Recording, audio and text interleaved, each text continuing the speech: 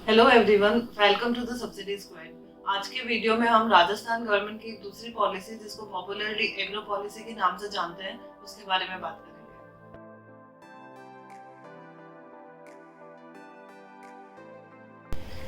इस सब्सिडी को पूरा समझने के लिए हम पहले की तरह बेनिफिट्स और एलिजिबिलिटी सब कुछ इसी वीडियो में डिस्कस करेंगे।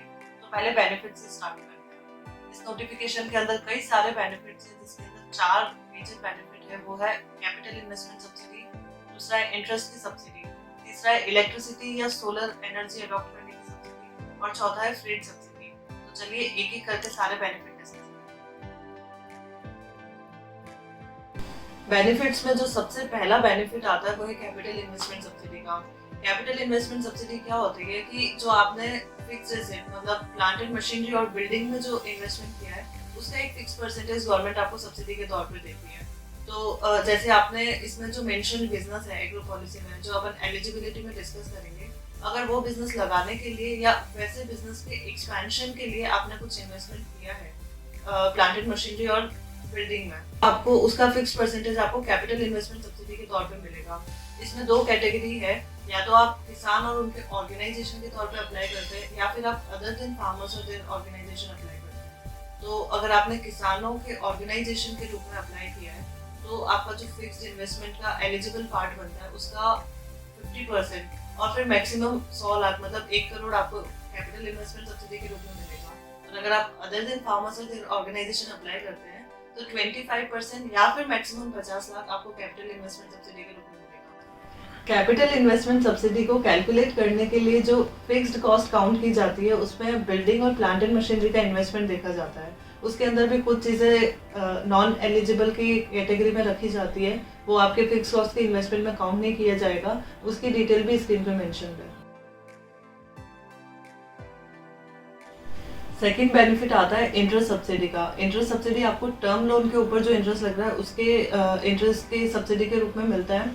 इसके अंदर भी दो कैटेगरी है, एग्रो प्रोसेसिंग यूनिट या फिर agro infrastructure unit. Agro infrastructure unit में वेयर हाउस, कोल्ड स्टोरेज, वो सब आते हैं। दोनों ही कैटेगरी के लिए इंटरेस्ट रेट फिक्स है कि 5% का आपको बेनिफिट मिलेगा। लेकिन यदि आप एग्रो प्रोसेसिंग यूनिट के तौर पे अप्लाई करते हैं तो आपको मैक्सिमम 50 लाख, और अगर आप एग्रो इंफ्रास्ट्रक्चर के तौर पे अप्लाई करते हैं तो आपको मैक्सिमम 100 लाख यानी 1 करोड़ का बेनिफिट मिलेगा।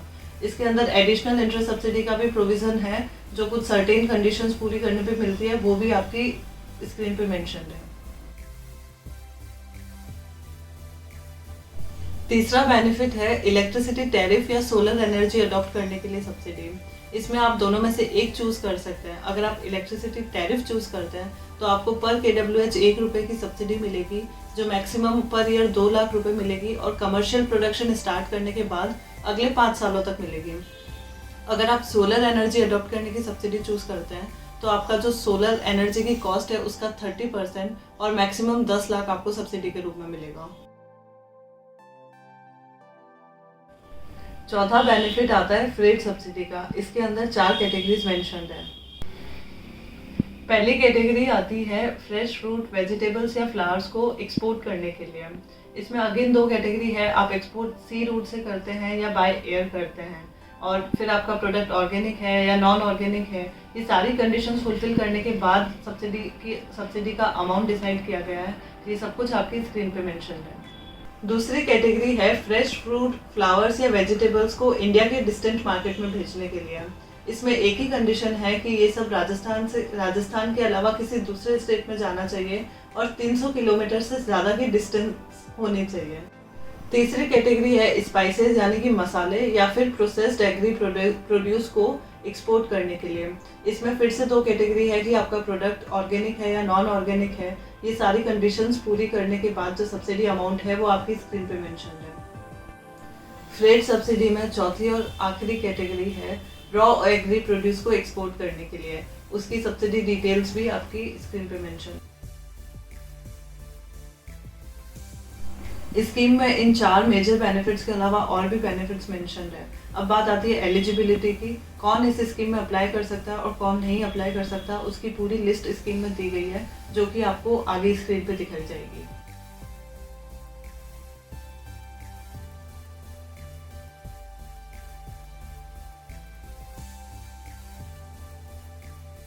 अगर आपको इस स्कीम से रिलेटेड कोई भी डाउट या क्वेश्चन है तो आप कमेंट सेक्शन में पूछ सकते हैं।